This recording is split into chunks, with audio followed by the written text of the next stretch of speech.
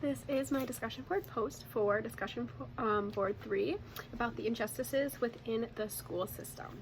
After taking a deeper look into the injustices in the school system, it has become clear that resources that are necessary for students to have their most adequate performance are lacking in many different school settings, along with different social economical statuses and areas.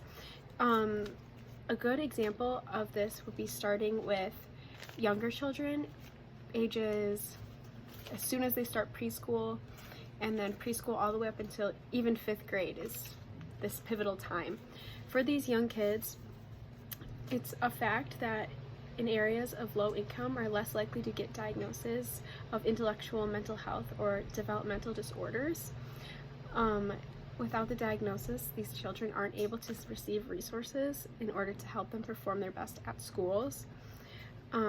This is a pivotal time for kids to develop social cues and educational habits that will allow them to move into their next years of schooling and to be the most successful they can be.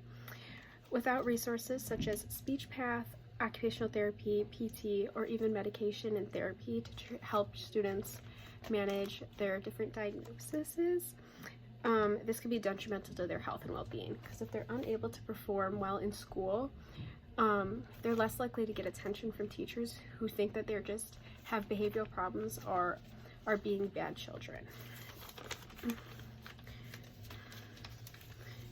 Another, as we talked about in class, a very important example of occupational injustices would be high school students are also a very good age group to focus on. This age group could heavily benefit from exposure to all resources, as this is the age group that is making that transition from high school into the next step of the world. High school students are individuals with diverse interests and capabilities, yet the high school to college pathway is the route pushed upon all students, regardless of these differences. This absence of options in high school students is creating a decline in well-being and success rates of students.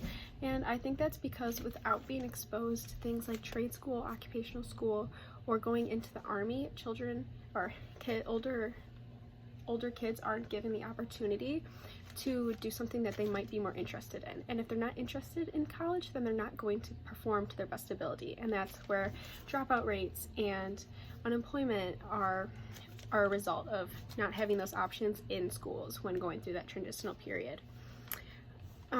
So it's important for high schools all over, regardless of social economical status, to get those resources. But I know that if you go to a urban public school, you're bound to have less resources than those who might be at a private school who gets more funding and can afford to have more rigorous classes and more opportunities for kids to look outward besides the traditional pathway from high school to college. I think that this is super important because by exposing kids to things that they might have interest in, it gives them purpose in the activities that they're doing, and that they're meaningful goals, and they can set meaningful goals that maybe aren't college, and that's not a bad route. And then they could find meaningful occupation within